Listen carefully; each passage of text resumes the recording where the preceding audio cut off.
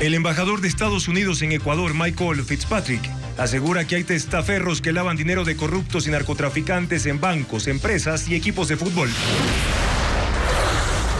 Este viernes y la próxima semana sí habrá cortes de electricidad en el país. Las entidades toman previsiones para suspender los apagones durante las festividades. La maquinaria incautada a la minería ilegal será empleada en obras para afrontar desastres naturales, según una ley aprobada hoy por la Asamblea Nacional. El presidente Daniel Noboa dirigió el Consejo de Seguridad de las Naciones Unidas y abordó temas sobre el crimen organizado y los conflictos bélicos. Con el voto del correísmo, socialcristianos y oficialismo, el CAL aprobó el pedido de juicio político contra la fiscal Diana Salazar. 250 niños que viven en zonas peligrosas de Guayaquil fueron agasajados tras culminar sus talleres deportivos y artísticos.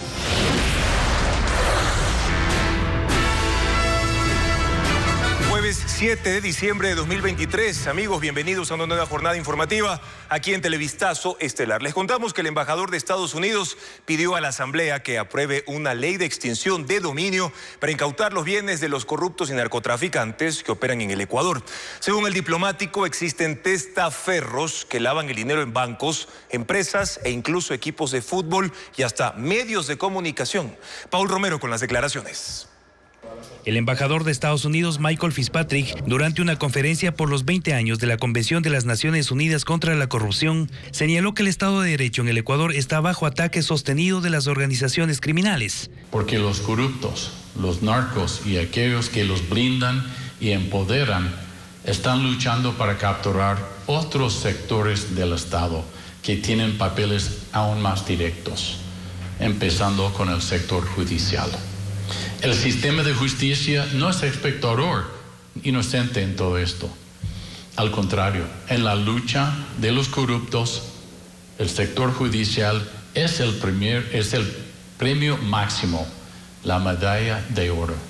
Así que también tiene que escoger con quiénes están. Habló de impunidad y contaminación en los operadores de justicia. Por esta razón pidió a las autoridades que establezcan sanciones. Con mano dura a jueces y fiscales que responden a intereses particulares y que reciben dinero a cambio de la impunidad. A pesar que dejó en duda a los responsables de esta tarea. A los que en vez de ser parte de la solución, a veces son parte del problema. Negociando la justicia y acuerdos políticos e intereses personales directamente con criminales. Caray. Y el proceso usado por la selección de jueces para la Corte Nacional de Justicia también ha generado preocupación. No obstante, consideró positiva la designación del Contralor Mauricio Torres tras 5 años de interinazgo en este organismo disputado por los partidos políticos. Esta es una oportunidad crucial para controlar los patrimonios de los funcionarios públicos, identificar irregularidades y prevenir el enriquecimiento ilícito. Además, el diplomático señaló que los tentáculos de las organizaciones criminales sobrepasan el interés público y ahora están en el sector privado para lavar el dinero. Están lavando su plata, por supuesto, en los bienes reales, en cuentas bancarias, en empresas ficticias de exportes. Sus testaferros ahora están metidos en hasta la pasión nacional, el fútbol, usando algunos equipos para lavar su cara y su plata. Caray. Añadió que los testaferros se desenvuelven en diferentes campos de acción. De algunos de los medios sociales que fingían ser observadores responsables, cuando ahora están vistos como extorsionistas y pagados por nefastos para desviar investigaciones criminales, confundir al público nacional y continuar viviendo bien con la plata robada de los ecuatorianos. Caray. En ningún caso especificó nombres. Fitzpatrick solicitó a la Asamblea que apruebe la ley de extinción de dominio para que el Estado pueda incautar los bienes de los corruptos y narcotraficantes. Daniel Noboa presidió la sesión del Consejo de Seguridad de la ONU en Nueva York. El debate se centra en delincuencia organizada transnacional y amenazas a la paz y seguridad internacional. Fabiola Santana cubre ese tema. El jefe de Estado, Daniel Noboa, preside la sesión del Consejo de Seguridad de las Naciones Unidas en su sede en Nueva York. Declaro abierta la sesión número 9497 del Consejo de Seguridad. En el orden del día provisional para esta sesión figura el siguiente tema: amenazas a la paz y la seguridad, delincuencia organizada transnacional, crecientes desafíos, nuevas amenazas. Después de 31 años, el país volvió a ocupar este organismo. No es usual que un jefe de Estado presida la sesión del Consejo de Seguridad. Generalmente lo hace el canciller de la República. Noboa explicó el porqué de la decisión. He querido venir personalmente a este consejo para reiterar el compromiso de mi gobierno con la búsqueda de la paz que pasa por las amenazas que estamos sufriendo dentro de nuestras fronteras. Para mi gobierno y para mí personalmente existe una deuda pendiente, ya que dentro de las mismas elecciones tuvimos a un candidato presidencial que fue asesinado. Asimismo, en 2 caravanas tuvimos ataques armados y casi todos los días por los últimos 60 días hemos tenido amenazas de muerte. Asimismo, nuestros ministros y sus familias. Este organismo para el tratamiento de conflictos está integrado por 15 países, entre ellos Estados Unidos, Rusia, China, Francia, Reino Unido y Brasil. Y es una reunión de alto nivel donde también interviene el secretario general de las Naciones Unidas, Antonio Guterres. El Consejo de Seguridad ha reconocido desde hace tiempo el peligro que supone el crimen organizado para la paz y seguridad internacionales. Los grupos criminales no entienden de fronteras. Hay que dar a esto una respuesta global. Noboa es el encargado de leer el orden del día, dar la palabra a los que intervienen en la sesión y moderar el debate, pero también hizo una declaración en nombre del Ecuador. La delincuencia organizada transnacional ha causado más muertes que muchos de los conflictos mundiales de los últimos 20 años juntos. El Ecuador, que por mucho tiempo ha sido considerado como un país de paz, ha visto en los últimos años un incremento de la violencia sin precedentes. El crimen transnacional demanda una contundente y oportuna respuesta transnacional. Por eso, una de las prioridades de mi gobierno es el apoyo a la cooperación internacional, así como el despliegue de todos los esfuerzos necesarios en nuestras zonas fronterizas, el interior del país, para hacer frente a todas las manifestaciones de violencia. La presencia de Noboa coincide con la presidencia rotatoria del Consejo de Seguridad que Ecuador ocupa este mes. Se prevé que la sesión se extienda hasta la tarde. Antes, Noboa se reunió con Guterres y no se han hecho públicas otras actividades del mandatario, que tiene previsto viajar a Argentina este domingo para la posesión de su homólogo Javier Milei. Con esto, el presidente de la República, Daniel Noboa, realizó su primer viaje internacional a 2 semanas de asumir el poder. Para enfrentar al crimen organizado, Noboa insiste en instaurar barcos prisiones en alta mar. El primero podría llegar en 8 meses. En Australia, Reino Unido y también en los Estados Unidos hay cárceles de ese tipo, y Luisa María Heredia explica cómo son y cómo funcionan.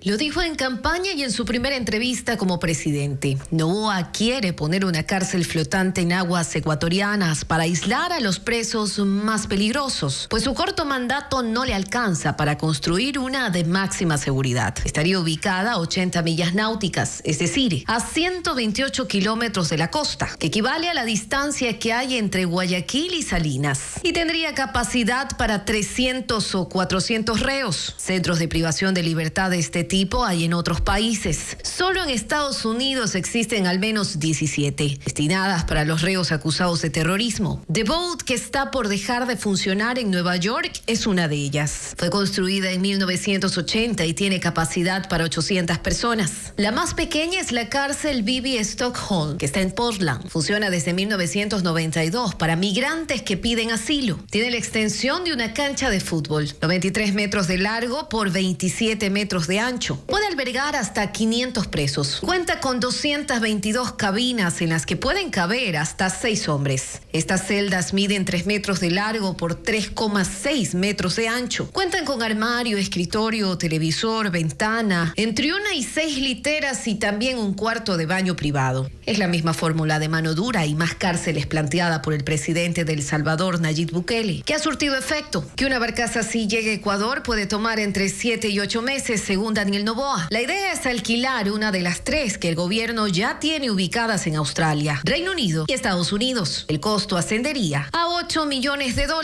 bajo contrato por 10 años. El Consejo de Administración Legislativa, el CAL, calificó el juicio político contra la fiscal Diana Salazar y ahora pasa a la Comisión de Fiscalización para iniciar su trámite. Patricio Díaz tiene más detalles.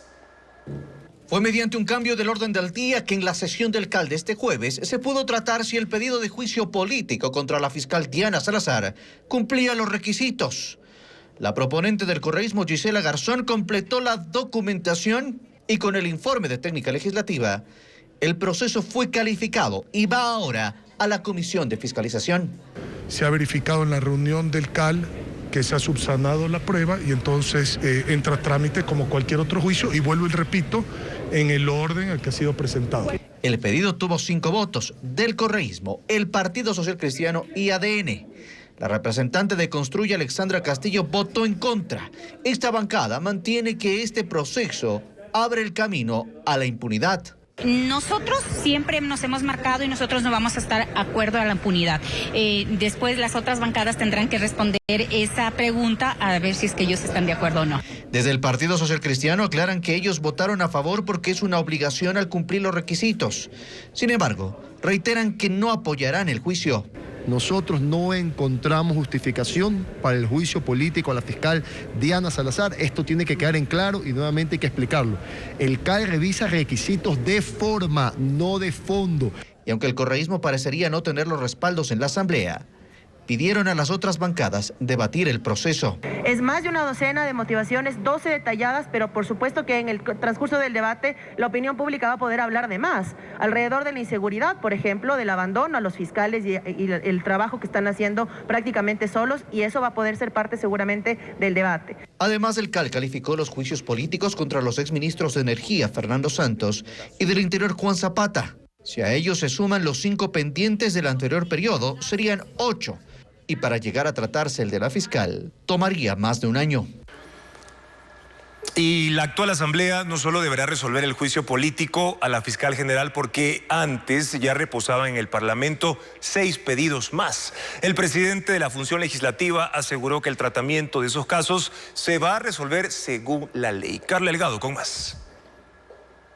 Además del proceso de juicio político contra la fiscal general Diana Salazar y el que se prepara en contra del Consejo de la Judicatura, el legislativo deberá resolver 7 pedidos más. Están represados desde hace 2 años. El más antiguo, la interpelación a los vocales del Consejo Nacional Electoral, que fue solicitada por 2 legisladores de Pachacutic en noviembre de 2021.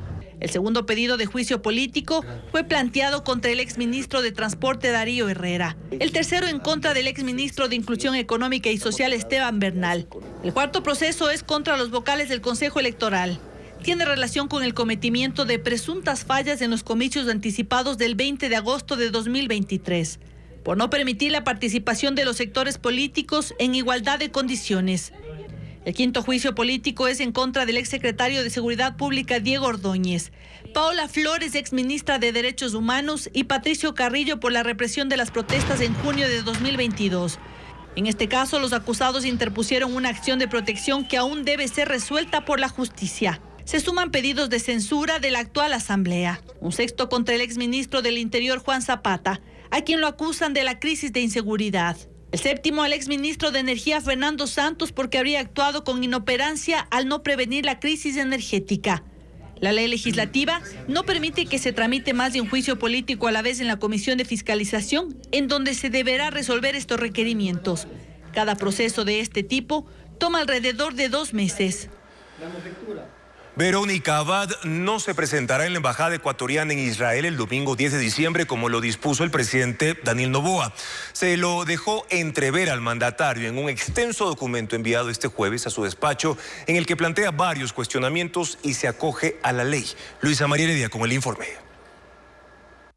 17 páginas tiene la carta que la vicepresidenta Verónica Abad envió al presidente Daniel Noboa. Hacía 3 días de la fecha fijada para su llegada a Tel Aviv. Le hace varios cuestionamientos y reclamos. Dice que hasta la fecha no ha recibido una respuesta formal con los informes técnicos por parte de la Cancillería sobre aspectos consultados, como cuál es la situación de la Embajada de Ecuador en Israel, para saber si está en condiciones de recibirla. También señala que inicialmente fue designada colaboradora para la paz entre Israel y Palestina, lo que es considerado como una representación especial, pero que luego la nombraron embajadora de Ecuador en Israel, que es una representación permanente. Por tanto, se constituye en el ejercicio de 2 cargos diferentes bajo el amparo de 2 normas diferentes, por lo que pide aclarar qué régimen laboral se le va a aplicar y a cuánto asciende la remuneración que ella y su equipo recibirán. Finalmente habla de su situación familiar. Expone lo siguiente: bajo mi tutela tengo un hijo menor de edad y un hijo menor de 21 años, por lo que debo precautelar su cuidado y realizar todas las gestiones pertinentes para que ellos me acompañen y yo pueda ejercer todas las obligaciones y responsabilidades que como madre tengo ante ellos, considerando que ambos viven conmigo. El documento termina solicitándole una aclaración al presidente y le recuerda que la Ley Orgánica de Servicio Exterior establece un plazo de 30 días para viajar a la sede de su nuevo cargo a quienes hayan sido designados embajadores diplomáticos. Es decir, le da a entender que no se presentará en la embajada ecuatoriana en Israel el domingo 10 de diciembre, como dispuso él. El expresidente de Perú, Alberto Fujimori, ya cumplió un día libre luego de que saliera de prisión tras la decisión del Tribunal Constitucional. Esto sucede en medio de la crítica de organismos defensores de los derechos humanos porque solo cumplió 16 de los 25 años de condena. Alberto Fujimori dio un fuerte abrazo a sus hijos al salir de la prisión de Barbadillo. El exmandatario de 85 años usaba una mascarilla y un tanque de oxígeno. Subió a un vehículo y fue trasladado hasta la casa de su hija Keiko. En el trayecto, decenas de sus partidarios coreaban su nombre. La residencia ahora permanece rodeada de un dispositivo policial ordenado por el gobierno. Fujimori había cumplido 16 de los 25 años a los que fue condenado por violación a los derechos humanos en las masacres que dejaron 25 muertos y secuestros de un periodista y un empresario durante su mandato entre 1990 y 2000. En diciembre de 2017, el expresidente Pedro Pablo Kuczynski decidió otorgarle un indulto humanitario, una acción que no se concretó y que fue bloqueada por la Corte Interamericana en virtud de la gravedad de los cargos contra Fujimori. Pero ahora el Tribunal Constitucional validó el indulto y ordenó su excarcelación, medida que ha sido criticada por organismos de derechos humanos que alegan que la libertad del expresidente es darle la espalda a las víctimas inocentes y que interpondrán nuevos recursos para revertir esta decisión. La fiscal general de Perú, Patricia Benavides, estará suspendida durante 6 meses debido a una investigación en su contra por supuestamente dirigir una trama de tráfico de influencias para el nombramiento de fiscales y otros funcionarios. La Junta Nacional de Justicia tomó la decisión. 3 colaboradores cercanos a la fiscal ya fueron detenidos. El caso contra Patricia Benavides ocurre en medio de una pugna con la presidenta Dina Boluarte, a quien la fiscal ha involucrado en el caso por la muerte de 50 manifestantes en las protestas registradas cuando ella asumió el cargo. La Asamblea aprobó en segundo debate la Ley de Gestión de Riesgos. El proyecto da mayor responsabilidad a los prefectos en los comités de emergencia. Patricio Díaz informa además que se abre la posibilidad de que la maquinaria incautada, la minería ilegal, se use para la asistencia ante desastres. La Ley de Gestión de Riesgos se aprobó con 106 votos a favor y entre sus principales cambios está que frente a desastres naturales y emergencias existirán para la atención inmediata de las zonas afectadas opciones como el uso de maquinaria incautada, la minería ilegal, por ejemplo. El hecho de poder viabilizar los temas de maquinaria que sean incautadas por delitos cometidos contra el medio ambiente para que puedan ser destinados a los GATS y de alguna manera ayudar a solventar los temas de el fenómeno del Niño u otros desastres naturales. Otro cambio es que los prefectos serán quienes presidan los comités de operaciones de emergencia en cada provincia ya no los gobernadores como está definido hasta hoy. La norma busca organizar institucionalmente el sistema de gestión de riesgos para una articulación más efectiva, dicen los legisladores. Que cada quien sepa qué hacer. Actualmente, ante un desastre se sucumbe ante el caos, ante el desorden. Lo que se espera es que con esta nueva ley las responsabilidades sean tomadas y sobre todo que la gente se sienta respaldada. Sin embargo, la decisión se dividió. De forma independiente se votaron 2 artículos que incluían entre las sanciones la destitución del prefecto o funcionario que haya cometido infracciones en torno a la ley. No hubo los votos y esto quedó fuera. La norma crea además comités de apoyo técnico que serán académicos que entreguen la información necesaria a las autoridades para la mitigación y respuesta a tiempo. Con un ente rector a nivel de ministerio que pueda coordinar las acciones de prevención, de mitigación y respuesta en el caso de desastres naturales. El texto pasa al Ejecutivo para su análisis. Si no tiene observaciones, la ley entrará en vigencia. Voto a favor de la moción presentada. Precisamente hace 2 años fueron decomisadas 149 máquinas en Napo utilizadas por la minería ilegal. Esos vehículos ahora permanecen parqueados, deteriorándose. Hasta ahora municipios y prefecturas han solicitado que esa maquinaria sea aprovechada para labores de prevención por la llegada del fenómeno del Niño, pero sin éxito. Elizabeth Quesada recuerda lo que sucedió. 1 año y 9 meses han pasado desde que se realizó el operativo Manatí 1 contra la minería ilegal en Yusupino, en el cantón Tena, en Napo. En este incautaron 148 excavadoras valoradas en $22 millones, que eran utilizadas para extraer material aurífero, destruyendo 120 hectáreas a orillas del río Jatunyacu. Toda esta maquinaria permanece a la intemperie, la corrosión es evidente. Además, la vegetación crece sobre ellas, están bajo cadena de custodia en el recinto ferial de Tena. Algo considerado un desperdicio por el director ejecutivo de la Asociación de Municipalidades del Ecuador, Johnny Firmat, pues menciona que podría ser aprovechada para trabajos de prevención ante la cercanía del Niño. Los 140 municipios que conforman la AME han solicitado al gobierno estas máquinas y señala que debería ser parte de una entrega inmediata, pues al permanecer sin movimiento, las máquinas podrían dejar de ser útiles y su reparación sería más costosa que adquirir una nueva. Para el prefecto de Napo, José Toapanta, la maquinaria debería ser entregada a la provincia como una compensación por los daños ambientales ocasionados.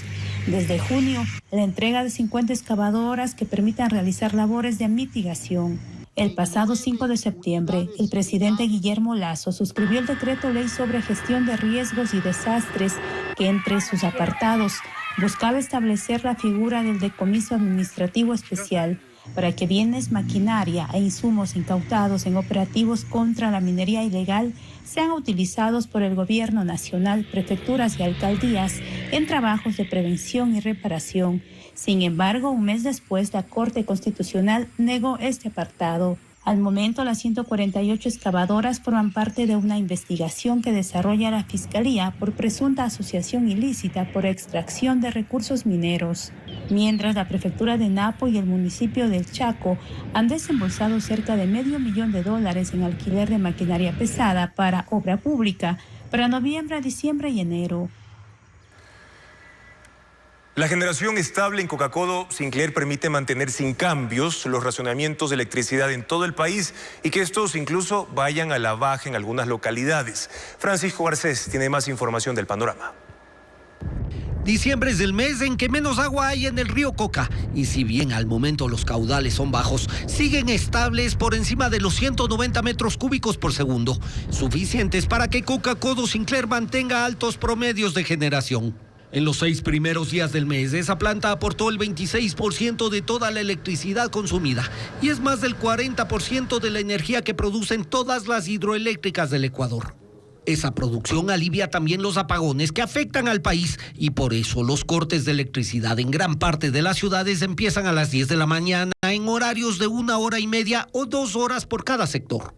En cambio, los horarios que empezaban a las 7 u 8 de la mañana, dependiendo de la localidad, ya no se aplican porque la necesidad de ahorro es menor a lo que se requería hace 21 días cuando iniciaron los apagones. Incluso hay provincias como Napo en la que los cortes son solo de 3 a 4 y media de la tarde, es decir, 1 hora y media en todo el día. Y otras, como Pastaza, tienen cortes de solo 3 horas y media en 2 horarios desde la 1 hasta las 4:30 de la tarde. Además de cubrir gran parte de la demanda nacional, la energía de Coca-Cola Sinclair permite mantener al mínimo la operación de Paute, Mazar y Sopladora, las hidroeléctricas del Austro, que son las más afectadas por la sequía. En conjunto pueden producir 1.700 megavatios de electricidad, pero por falta de agua en lo que va del mes han producido solo 410 megavatios al día. En conjunto entregaron solo el 11% de la electricidad necesaria y que se han distribuido solo en los horarios de mayor consumo. Petroecuador dio por terminado de forma anticipada el contrato con la aseguradora La Unión por $98 millones. La Fiscalía lleva adelante una investigación por presunto delito de peculado en el proceso de contratación, como lo informa Adriana Bermeo. La tarde de este jueves, Petroecuador notificó a la empresa de seguros La Unión con la terminación anticipada del contrato de la póliza contra todo riesgo por $98 millones.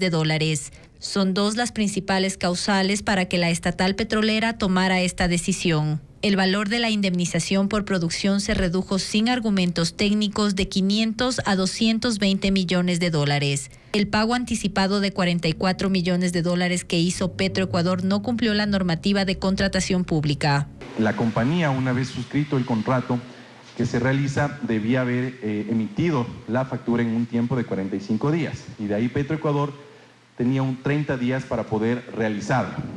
¿Cuál fue el hallazgo? Se realizó 9 días posteriormente a la firma del contrato. En el contrato se estipula que en caso de una terminación anticipada, Petroecuador solo pagará por los meses que estuvo asegurada con La Unión, es decir, $14.4 millones desde septiembre. La aseguradora deberá devolver $29.6 millones en un plazo de 150 días. Ningún activo de Petroecuador puede quedar sin cobertura ni un solo segundo, ¿sí? Esta póliza deberá quedar vigente por un periodo de 90 días. Petroecuador ya ha iniciado el proceso de valoración de activos para la contratación del nuevo seguro, que está previsto por un monto menor a $99 millones. La estatal decidió que el pago de aseguramiento sea mensual y no anticipos del 50%. Reinaldo Armijos, gerente de Petroecuador, insistió en que esta decisión no interfiere con la investigación iniciada por la Fiscalía por presunto peculado en el proceso de contratación y que la estatal entregará toda la documentación necesaria. Los pensionistas del Seguro Social sostienen que la deuda del Estado con el IES sobrepasa los $10.000 billones. Desde el gobierno prefieren no hablar de cifras y se refieren a una validación. Más información con Diego Puente.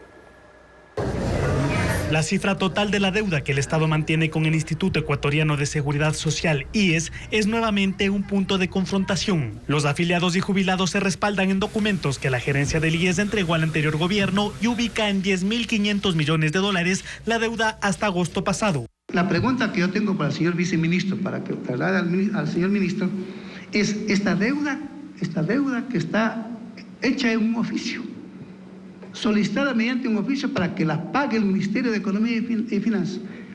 En verdad, ¿ustedes tienen cuestionamiento respecto a ese fondo, de esa deuda? Porque yo no creo que porque se les haya ocurrido hayan enviado un oficio y señalando la cifra que tienen que pagar.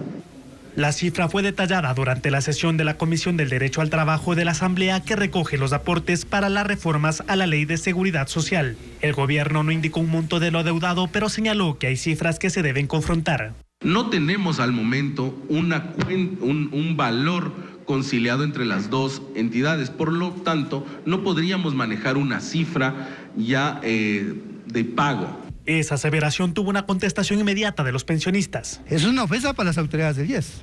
O sea, le está diciendo que son mediocres, que son negligentes, que son irresponsables, que la plata de los afiliados. No solo está pendiente el reconocimiento de la deuda, sino de la creación de un cronograma de pagos. Israel captura más de 100 sospechosos de participar en actividades terroristas desde la Franja de Gaza. Las detenciones se producen en medio de la incursión terrestre para destruir centros de operaciones del grupo Hamas, cuando se cumplen 2 meses de guerra desde el ataque terrorista en Israel, informa Pedro Jiménez. Por primera vez se conocen imágenes como estas. Según Israel, los hombres que aparecen en el video fueron detenidos durante operaciones militares en sitios de actividad del grupo Hamas, tanto en el barrio Jabalia, en el norte de Gaza, como en otros, en Han Yunis, en el sur. Dicen que están por todas partes.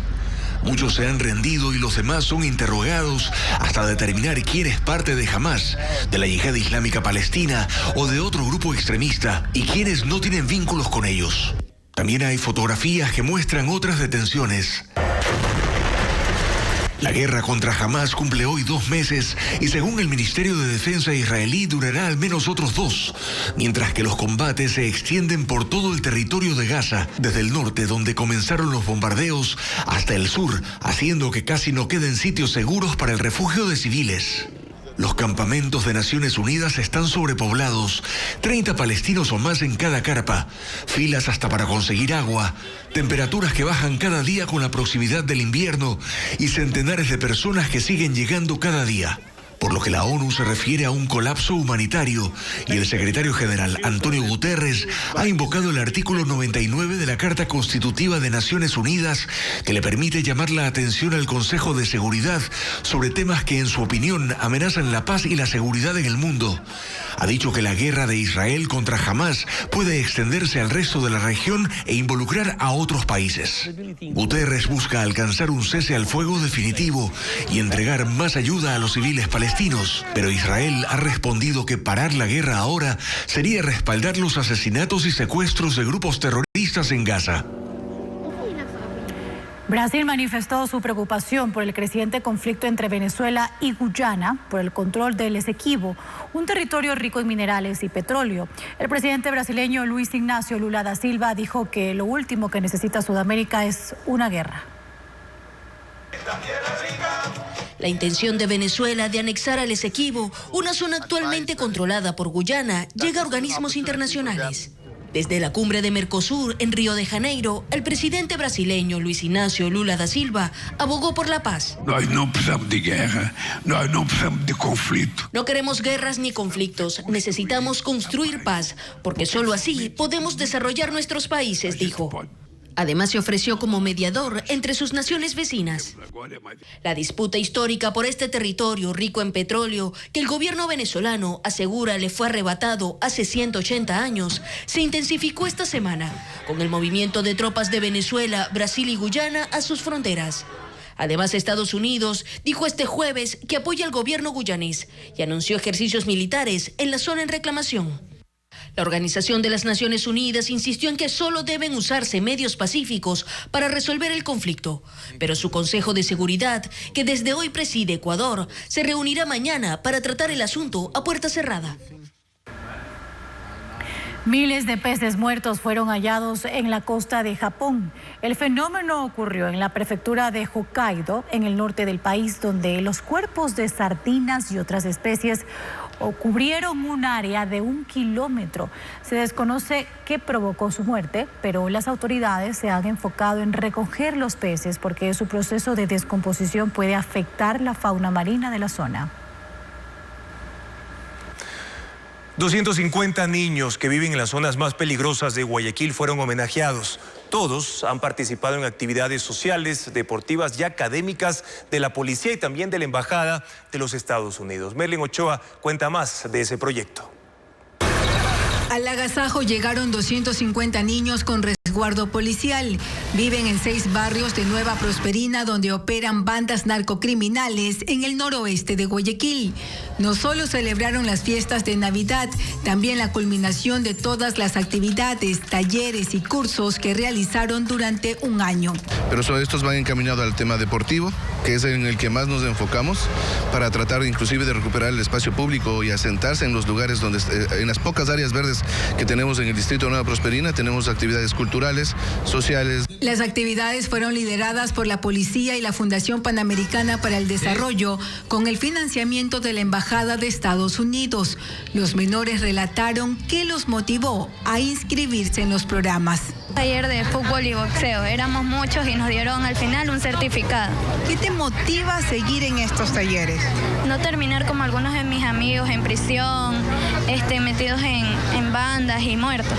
En estos sectores han sido identificadas 4 organizaciones delictivas. Desde hace un año se organizaron las actividades donde también se capacitaron a líderes barriales y madres de familia para que sean parte de los cursos. Lo que hago es cultivarle el amor al deporte o a cualquier arte, esa es la clave, pero en nuestros sectores no hay. Entonces, cuando llegan fundaciones, nos agarramos a ella. La Embajada de los Estados Unidos indicó que estas actividades preventivas se intensifican en las ciudades donde hay un alto riesgo de que niños sean reclutados por las mafias. Estamos actualmente trabajando, aquí en Quito, en Guayaquil, Durán, Esmeraldas, Puerto Viejo, Manta y Quevedo. Y en el año que viene vamos a expandir los programas a Machala, Santo Domingo, La Libertad y a Baboyo. A inicios del 2024, el programa arranca nuevamente en sociovivienda y se espera llegar a 4 sectores más de Nueva Prosperina para que el deporte sea una rutina y así alejar a la infancia de la violencia. En el cantón Muisne, en el sur de la provincia de Esmeraldas, 300 familias quedaron afectadas por las lluvias de este martes, ya que al menos 5 ríos se desbordaron provocando inundaciones y también pérdidas económicas. La lluvia, que duró 8 horas, provocó el desbordamiento de 5 ríos que atraviesan la parroquia San Gregorio del cantón Muisne en el sur de Esmeraldas y causó daños en 54 comunidades. En el recinto Puerto Nuevo, el río Muisne se desbordó y 62 familias de las zonas más bajas sufrieron afectaciones. La única escuela del sector quedó bajo el agua, por lo que 86 estudiantes no han podido recibir clases en las 5 aulas de la institución.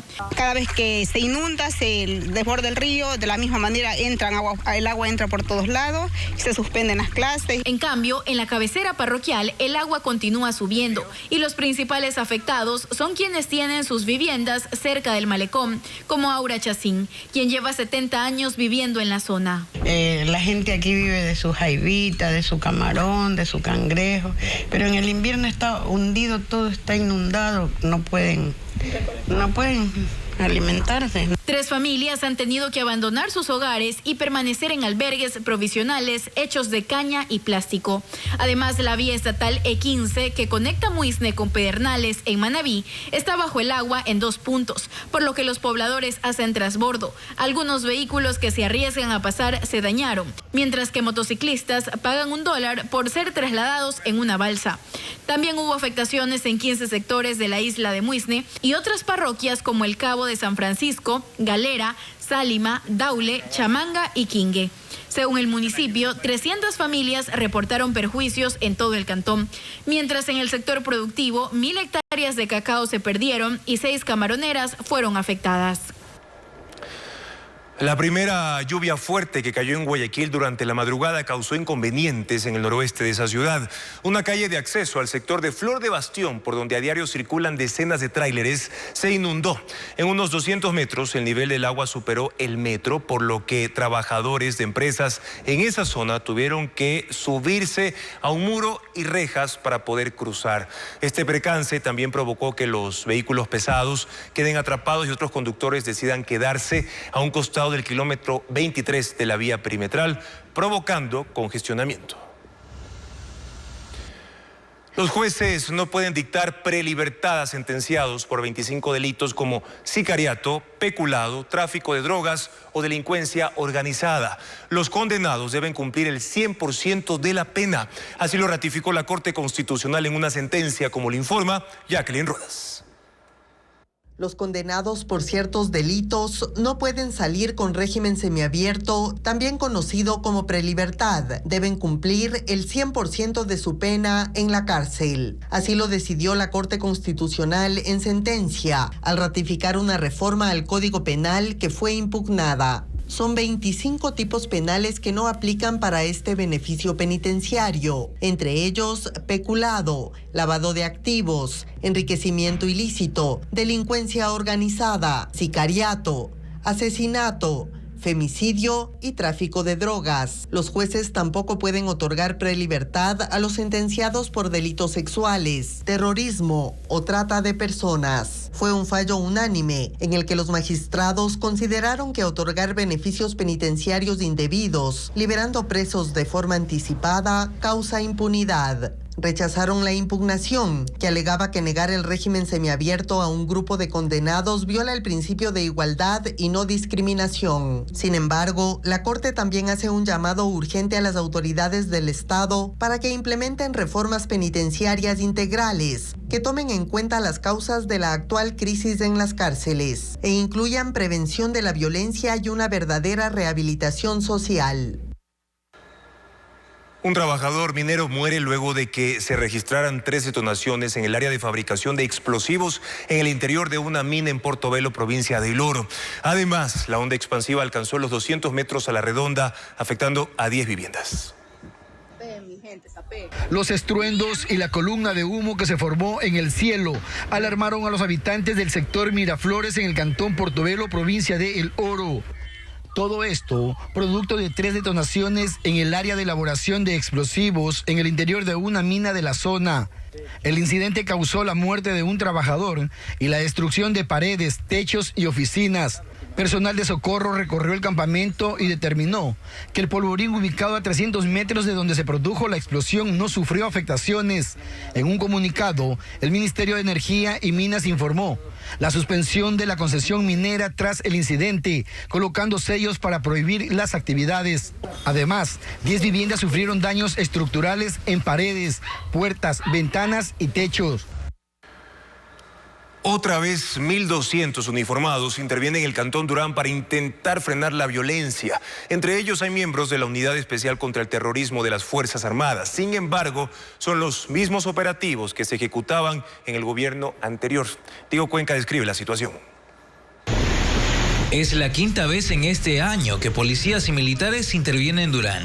La imagen de uniformados en barrios donde se registra el 85% de las muertes violentas en Guayas se repite. Paran a los vehículos para inspeccionarlos y toman los datos de sus ocupantes para saber si uno de ellos tiene alguna orden de captura o antecedentes penales. Son las mismas acciones que se hicieron en el gobierno de Guillermo Lasso y no frenaron la violencia ni el tráfico de drogas. A pesar de que hay un nuevo presidente, desde ese miércoles se repitió la estrategia con la presencia de 1.200 agentes, entre ellos la Unidad Especial contra el Terrorismo de las Fuerzas Armadas. Esa vez ingresaron a viviendas que están abandonadas, usadas por consumidores y microtraficantes. A los jóvenes que estaban los requisaron. Así lograron capturar a 2 mujeres y un hombre que portaban un revólver y 233 sobres de droga. Tanto la policía como los militares dicen tener identificados a sus blancos, que serán rastreados con lo que ellos llaman operaciones especiales y específicas. Un equipo de Televistazo ese jueves recorrió 5 sectores conflictivos, entre ellos Los Helechos y Primavera 2. Constató que durante la mañana no había uniformados. Sin embargo, cerca del mediodía se desplegó un grupo de agentes para nuevamente hacer lo que denominan CAMEX, que significa control de armas y explosivos.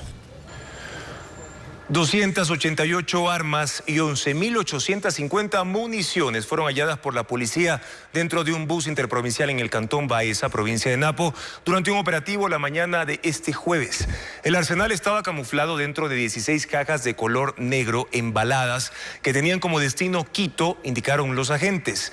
El conductor del bus y un presunto custodio de la mercadería fueron detenidos. Luego de más de 4 años, un oficial de policía acusado de homicidio fue declarado inocente. El uniformado usó su arma de fuego en medio de una riña cuando atendía una llamada de auxilio en La Maná, provincia de Cotopaxi. Fabiola Santana con las reacciones desde el Ministerio del Interior. Dios mío, gracias por todo. Y gracias a ustedes también. La incertidumbre terminó para el oficial de policía Francis Vivas. El Tribunal Penal de Cotopaxi lo declaró inocente del delito de homicidio luego de 4 años y 6 meses de proceso judicial. Junto a su familia celebró la sentencia. El caso se inició en 2019 cuando Vivas acudió a prestar auxilio en un barrio del cantón La Maná, provincia de Cotopaxi. En medio de una riña, un hombre mató a otro y el agresor agresor intentó atacar al uniformado, quien le disparó con su arma de dotación. El sujeto murió. Servidores policiales somos preparados para actuar y actuamos en base a la ley. En este momento se acaba de demostrar. Esto es una victoria personal y familiar, pero también es una victoria institucional. Para el Ministerio del Interior, la resolución marca un precedente en la protección jurídica a los policías. En su cuenta de la plataforma X señaló una importante sentencia para los 58,000 valientes policías que enfrentan a diario la delincuencia y el crimen organizado. El comandante de policía César Zapata ratificó el apoyo a los uniformados. El mando institucional de la Policía Nacional del Ecuador apoya y respalda este y todos los casos de policías que defienden la seguridad de las personas con el adecuado acompañamiento y defensa técnica y profesional. Los guardias de seguridad solo podrán actuar en delitos flagrantes como apoya a la policía. Así lo establece la Ley de Vigilancia y Seguridad Privada que fue aprobada en la Asamblea Nacional. Adriana Bermeo en el siguiente reportaje presenta más detalles de esa normativa. Los guardias de seguridad podrán actuar para detener actos delincuenciales cuando se trate de delitos flagrantes en su zona de responsabilidad. Así lo establece la Ley de Vigilancia y Seguridad Privada aprobada esta semana en la Asamblea Nacional. Se entenderá como espacio de responsabilidad a las áreas de cada empresa, industria, establecimiento comercial, edificio o conjunto habitacional donde se contrató el servicio. Este es el único caso en el que el personal de seguridad podrá actuar sin la presencia de la Policía Nacional. Si hay un delito flagrante e ingresan a robar un domicilio donde hay seguridad privada, los guardias pueden actuar a controlar a quienes estén efectuando el delito y posteriormente notificar a la Policía Nacional para que actúe en el debido proceso. El documento establece que los guardias privados también deberán proceder de manera preventiva y alertar a la policía o al ECU 911 cuando sospechen del posible cometimiento de una infracción que ponga en peligro a los ciudadanos o sus bienes. En el Ecuador hay 100,000 personas que trabajan como guardias de seguridad. Alrededor de 65,000 están certificadas y registradas en el Ministerio del Interior y son ellos los que podrán actuar en función de lo dispuesto en el proyecto de ley aprobado. En abril de este año, el expresidente Guillermo Lasso ya dio estas atribuciones a los guardias de seguridad mediante decreto ejecutivo. La categoría de ley permitirá reglamentar la normativa y no podrá ser derogada por el presidente de la República, solo modificada o eliminada en la Asamblea Nacional. El Estado ecuatoriano no ha cumplido con la totalidad de la sentencia emitida por la Corte Interamericana de Derechos Humanos en el caso El Universo. El organismo dispuso que a la brevedad posible se hagan las reformas legales necesarias para que no se penalice la opinión sobre funcionarios públicos. Informa Jacqueline Rodas. En noviembre de 2021, la Corte Interamericana de Derechos Humanos condenó a Ecuador por el caso El Universo y ordenó varias medidas de reparación que ya se han cumplido, excepto una. El Estado aún no reforma las leyes para evitar que se repitan denuncias penales de funcionarios públicos en contra de ciudadanos o medios de comunicación que los critiquen. El organismo acaba de emitir una resolución en la que dispone a Ecuador que a la brevedad posible adopte medidas legislativas que garanticen la libertad de expresión, eviten la judicialización de la opinión y que se busque vías alternas a la penal para la protección del honor de autoridades de gobierno o funcionarios públicos que se sientan afectados. En concreto, la Corte se refiere al delito de calumnia y la contravención por emitir expresiones de descrédito y deshonra que siguen vigentes en el Código Orgánico Integral Penal y se sancionan con prisión. En el caso El Universo, en 2011 el expresidente Rafael Correa demandó al medio, a sus propietarios y al periodista Emilio Palacio por una columna de opinión. Fueron sentenciados a 3 años de prisión y una millonaria indemnización. El fallo desató un escándalo a nivel mundial y en febrero de 2012 Correa les perdonó. Una década después, Ecuador fue condenado por ese hecho al pago de $400,000 a las víctimas por violar sus derechos a la libertad de pensamiento y expresión y a las garantías judiciales y protección judicial. La Corte Interamericana constató que el Estado ya cumplió con la reparación económica, con el plan de capacitación a la función judicial y la publicación de la sentencia. Sobre el punto pendiente, Ecuador tiene hasta marzo de 2024 para enviar un informe de cumplimiento. Las deudas del Estado ecuatoriano bordean los 4.000 millones de dólares. Hay rubros pendientes a los municipios, pago de sueldos, al IES también, intereses de deuda y más. Luis Alfredo Zúñiga con los detalles de esos rubros. En 9 días el gobierno tiene el reto de pagar el 13º sueldo a los trabajadores del sector público. Pero hay dinero. Las deudas que se arrastran suman 2.967 millones de dólares y para intentar cubrirlos se ha enviado el proyecto económico urgente a la Asamblea. Además, se busca la ayuda de organismos multilaterales y del sector privado local. El secretario ejecutivo del Observatorio de la Política Fiscal, Jaime Carrera, señala que hay pagos pendientes a municipios, sueldos de la función pública e IES. Los salarios y bonificaciones a la función pública suman 279 millones. Deudas por bienes y servicios, 347 millones. Inversión en bienes y servicios, 55 millones. Por el 40% de pensiones para el Seguro Social, 1.039 millones. Al ISFA, 34 millones. ISPOL, 53 millones. A municipios adeudan 908 millones. Intereses por deuda externa e interna son 40 millones. Pago de inversiones en obras públicas, 84 millones. Beneficios a jubilados del sector público, 37 millones. En otros gastos corrientes, 16 millones. Y otras transferencias de capital, 6 millones de dólares. Pero eso no es todo. Desde el Observatorio de la Política Fiscal señalan que hay que sumar 1.016 millones pendientes de años anteriores. Y con esto, las deudas del Estado ascienden a 3.983 millones de dólares. El proyecto económico urgente que ya está en la Asamblea generaría apenas 832 millones. Para María Paz Gelvis, presidenta de la Cámara de Industrias y Producción, estas no dejan de ser medidas parche. Es tapar parches. Y adicionalmente se piensa en los próximos 3 meses, en los próximos 12 meses. La pregunta es, ¿qué viene después? ¿Qué viene para 2025? Considerando que para el Ecuador el crédito es escaso y es muy caro. El sector privado señala que para obtener ingresos es necesario dirigir la mirada hacia los subsidios y los evasores de impuestos. El presidente de la República, Daniel Noboa, se refirió al proyecto económico urgente que remitió a la Asamblea Nacional. Sin embargo, defendió aspectos que, según su ministra, no son fundamentales y criticó uno de los tipos de zonas francas que su propia ley propone. El presidente de la República defiende su proyecto de ley económica urgente y cuenta que se ha propuesto lo que el país necesita y que si alguien tiene un mejor planteamiento, entonces que lo exponga y que lo convenzan. Que me dé una mejor opción. ¿Por qué no van y comparecen? ¿Acaso fueron a la Comisión de Desarrollo Económico, solicitaron comparecer? Es muy fácil quejarse sin dar una opción alternativa. Así respondía Daniel Noboa a las críticas que se presentan por parte de distintos sectores sindicales a la propuesta de establecer un régimen de contratación temporal dentro del esquema de zonas francas. El problema es que mientras el presidente Noboa defiende este régimen laboral extraordinario, su ministra de Comercio Exterior le decía a la Comisión Legislativa donde se está tramitando el proyecto que ese punto podría modificarse, podría quedar por fuera. Y no es la única contradicción. El presidente decía lo siguiente al referirse a las zonas francas.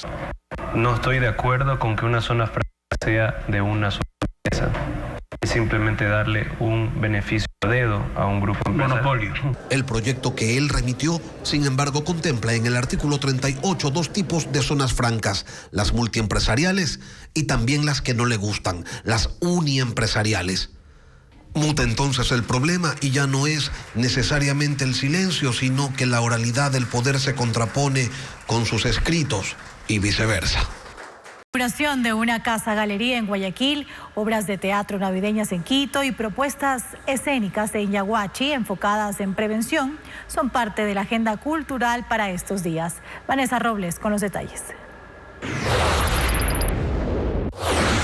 500 piezas entre pinturas, dibujos y esculturas se exhiben en la Casa Galería Urquizo Guevara en Urdesa Central, norte de Guayaquil.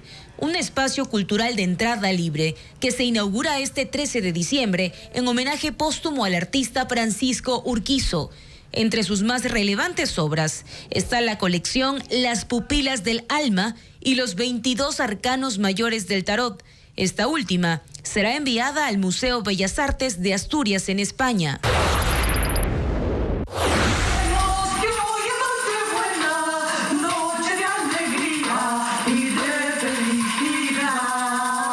Las Marujas Navideñas es la propuesta del Patio de Comedias en Quito.